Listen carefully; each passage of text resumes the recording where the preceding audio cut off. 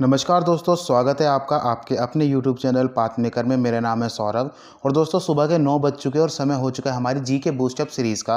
तो चलिए दोस्तों शुरू करते हैं आज की वीडियो। पहला क्वेश्चन आपके सामने है दोस्तों, मानव की सुंदरता के अध्ययन को क्या कहा जाता है। हमारे पास 4 ऑप्शन है दोस्तों, ब्यूटोलॉजी, कैलोलॉजी, साइटोलॉजी या फिर पैमोलॉजी। इसका सही आंसर है दोस्तों ऑप्शन बी, कैलोलॉजी कहा जाता है मानव की सुंदरता के अध्ययन को। दोस्तों क्वेश्चन नंबर 2 हमारे सामने है, कवक के अध्ययन को क्या कहा जाता है। हमारे पास 4 ऑप्शन है दोस्तों, माइकोलॉजी, फाइकोलॉजी, साइटोलॉजी या फिर पोमोलॉजी। इसका सही आंसर होगा दोस्तों ऑप्शन ए, माइकोलॉजी कहा जाता है कवक के अध्ययन को।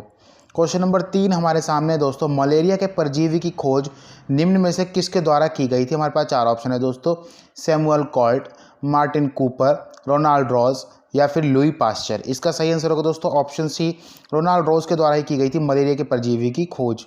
क्वेश्चन नंबर 4 आपके सामने है दोस्तों, निम्न में से किसके द्वारा मोबाइल फ़ोन का आविष्कार किया गया था। हमारे पास 4 ऑप्शन है दोस्तों, Samuel Colt, Martin Cooper, Thomas Albert या फिर लुई पास्चर। इसका सही आंसर होगा दोस्तों option B, Martin Cooper. Question number 5 हमारे सामने दोस्तों, क्षेत्रफल की दृष्टि से निम्न में से सबसे बड़ा देश कौन सा है। देखिए दोस्तों हमारे पास 4 ऑप्शन है, कनाडा, भारत, चाइना या फिर अमेरिका। इसका सही आंसर होगा दोस्तों, देखिए वैसे तो हकीकत में तो आंसर क्या होगा, सबसे बड़ा देश अगर हमसे पूछ ले तो क्या है, रूस है। लेकिन हमारे पास रूस तो ऑप्शन नहीं है। रूस के बाद होता है दोस्तों कनाडा, कनाडा के बाद आता है दोस्तों चाइना, फिर अमेरिका होता है, फिर ब्राज़ील, फिर ऑस्ट्रेलिया, फिर आता है इंडिया। तो हमारे पास यहाँ पे पूछा गया दोस्तों, क्षेत्रफल की दृष्टि से निम्न में से सबसे बड़ा देश कौन सा है, तो दोस्तों क्या होगा, कनाडा होगा, क्योंकि रूस नहीं है। अगर यहाँ पर रूस होता तो आंसर क्या होता दोस्तों, रूस ही होता। ठीक है, अब हम बात करते हैं क्वेश्चन नंबर 6 की। क्वेश्चन नंबर 6 हमारे सामने, निम्न में से कौन सी नदी खंबात की खाड़ी में नहीं गिरती।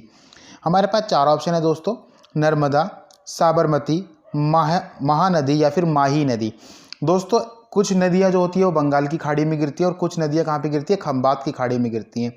तो दोस्तों हमसे यहाँ पे पूछा गया कि निम्न में से कौन सी नदी खंबात की खाड़ी में नहीं गिरती। देखिए दोस्तों, नर्मदा नदी भी खंबात की खाड़ी में गिरती है, साबरमती नदी भी कहाँ पे गिरती है, खंबात की खाड़ी में गिरती है, माही नदी भी खंबात की खाड़ी में गिरती है, लेकिन महानदी बंगाल की खाड़ी में गिरती है। मतलब कि ये खंबात की खाड़ी में नहीं गिरती। तो हमारा क्या आंसर होगा दोस्तों, यही वाला होगा, मतलब कि ऑप्शन सी जो है, ऑप्शन सी, महानदी खंबात की खाड़ी में नहीं गिरती है। क्वेश्चन नंबर 7 हमारे सामने होगा दोस्तों, देखिए निम्न में से कौन सी नदी बंगाल की खाड़ी में नहीं गिरती। हमारे पास 4 ऑप्शन है दोस्तों, ब्रह्मपुत्र, गोदावरी, गंगा और ताप्ती। देखिए दोस्तों, ब्रह्मपुत्र नदी भी बंगाल की खाड़ी में गिरती है, गोदावरी नदी भी बंगाल की खाड़ी में गिरती है और गंगा नदी भी बंगाल की खाड़ी में गिरती है। तो कौन सी बच गई दोस्तों, ताप्ती नदी बच गई, जो कि खंबात मतलब कि बंगाल की खाड़ी में ना गिर के खंबात की खाड़ी में गिरती है। तो यही क्या होगा दोस्तों, हमारा ताप्ती क्या होगा, आंसर होगा। क्वेश्चन नंबर 8 देखेंगे दोस्तों, निम्न में से किस महाद्वीप को अंध महाद्वीप के नाम से जाना जाता है। हमारे पास 4 ऑप्शन है दोस्तों, एशिया, अफ्रीका, ऑस्ट्रेलिया या फिर अंटार्कटिका। इसका सही आंसर होगा दोस्तों, अंध महाद्वीप के नाम से अफ्रीका महाद्वीप को जाना जाता है। क्वेश्चन नंबर 9 हमारे सामने है दोस्तों, निम्न में से किस राज्य में विधान परिषद नहीं है। विधान परिषद क्या होती है दोस्तों, लेजिस्लेटिव काउंसिल इसको इंग्लिश में हम कहते हैं। कुछ राज्य होते हैं दोस्तों जहाँ पे विधानसभा और विधान परिषद दोनों होती हैं। भारत में ऐसे 7 राज्य हैं जहाँ पे विधानसभा और विधान परिषद का विद्यमान है। देखिए दोस्तों हमसे पूछता है कहाँ पे नहीं है। देखिए दोस्तों, उत्तर प्रदेश में है, बिहार में भी है और महाराष्ट्र में भी है। तो बचा कौन सा दोस्तों, राजस्थान में नहीं है। तो हमारा आंसर क्या होगा, ऑप्शन बी, राजस्थान ही हमारा आंसर होगा। चलो दोस्तों हम देखते हैं क्वेश्चन नंबर 10, निम्न में से कौन सा रोग प्रोटोजोआ के द्वारा नहीं होता। 4 ऑप्शन है दोस्तों, मलेरिया, पायरिया, पेचिश या फिर पीलिया। इसका सही आंसर होगा दोस्तों ऑप्शन डी, पीलिया नहीं होता प्रोटोजोआ के द्वारा। देखिए दोस्तों आप ध्यान से पढ़ें, इसने पूछा है नहीं होता, बाकी तो सभी, मलेरिया भी प्रोटोजोआ से होता है, पायरिया भी प्रोटोजोआ से होता है, पेचिश भी प्रोटोजोआ से होता है, लेकिन पीलिया किससे होता है दोस्तों, ये वायरस से होता है। किससे होता है दोस्तों, ये वायरस से होता है। तो हमारा आंसर यहाँ पे क्या होगा, ऑप्शन डी, पीलिया ही हमारा आंसर होगा, क्योंकि पीलिया प्रोटोजोआ से ना होकर के किससे होता है, वायरस से होता है। क्वेश्चन नंबर 11 हमारे सामने है दोस्तों, निम्न में से कौन सी फसल रबी की फसल है। हमारे पास 4 ऑप्शन है दोस्तों, आलू, मक्का, गन्ना या फिर धान। इसका सही आंसर होगा दोस्तों ऑप्शन ए, आलू रबी की फसल है। देखिए दोस्तों 3 प्रकार की फसल होती है, रबी, खरीफ और जायद।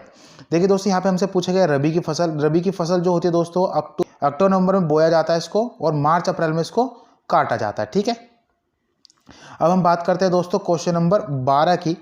क्वेश्चन नंबर 12 हमारे सामने, निम्न में से किस राज्य में गिर राष्ट्रीय उद्यान स्थित है गिर राष्ट्रीय उद्यान, मतलब कि गिर नेशनल पार्क?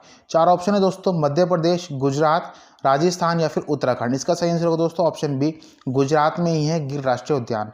क्वेश्चन नंबर 13 हमारे सामने है दोस्तों, दुधवा राष्ट्रीय उद्यान मतलब कि नेशनल पार्क कहाँ पे स्थित है? इसका सही आंसर होगा दोस्तों ऑप्शन ए, उत्तर प्रदेश में स्थित है Dudhwa national park. Question number 14 हमारे सामने दोस्तों, भारतीय संविधान की किस अनुसूची में भारत की 22 भाषाओं का उल्लेख किया गया है? हमारे पास 4 ऑप्शन है दोस्तों, पहली अनुसूची में, दूसरी अनुसूची में, 8वीं अनुसूची में या फिर 10वीं अनुसूची में। इसका सही आंसर होगा दोस्तों ऑप्शन सी, 8वीं अनुसूची में ही बताया गया है 22 भाषाओं के बारे में। और दोस्तों इससे पहले लास्ट वीडियो में मैंने आपको एक क्वेश्चन भी बताया था कि आर्टिकल 343 के तहत हमारी जो हिंदी भाषा है उसको राजभाषा का दर्जा दिया गया है। आप इसको दोस्तों कोरिलेट करके याद रखिएगा। क्वेश्चन नंबर 15 हमारे सामने दोस्तों, पीली क्रांति का संबंध निम्न में से किससे है?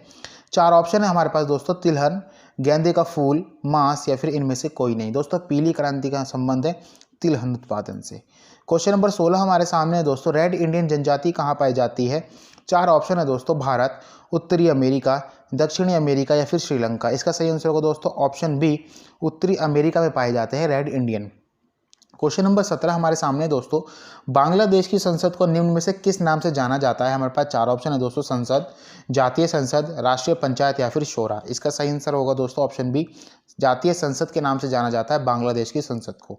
क्वेश्चन नंबर हमारे सामने दोस्तों, आयरन मतलब कि लोहे का अयस्क क्या है? हमारे पास 4 ऑप्शन है दोस्तों, मैग्नेटाइट और हेमेटाइट, मोनोजाइट, कैलामाइन और जिंकाइट या फिर मिलेराइट। इसका सही आंसर होगा दोस्तों मैग्नेटाइट और हेमेटाइट। दोस्तों अयस्क का मतलब होता है, इसको हम इंग्लिश में कहते हैं और का मतलब होता है दोस्तों इसका प्रिंसिपल मटेरियल, मतलब कि जिससे मतलब कि इनको निकाला जाता है।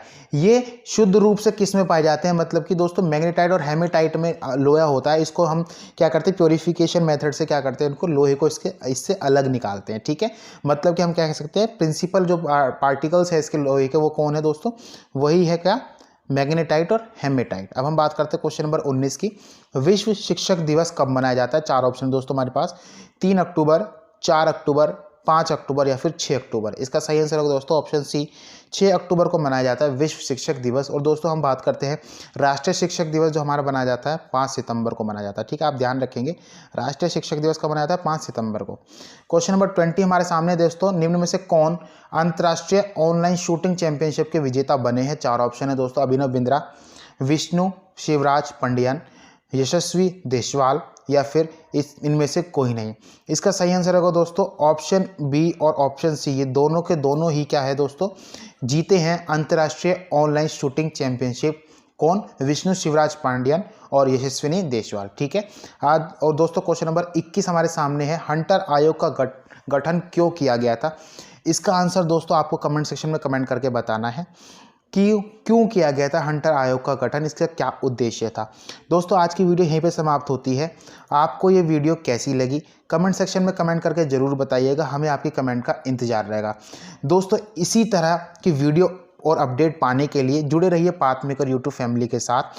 अगर ये आपको वीडियो अच्छी लगी हो तो दोस्तों कमेंट करें, लाइक करें और शेयर करें। और दोस्तों चैनल को सब्सक्राइब करके बेल आइकन प्रेस करना ना भूलें, ताकि पाथ मेकर यूट्यूब फैमिली द्वारा जो भी वीडियो डाली जाए उसका समय समय पर आपको नोटिफिकेशन मिल सके। तो चलिए दोस्तों विदा लेते हैं, मिलेंगे आपसे नेक्स्ट वीडियो में, तब तक के लिए धन्यवाद।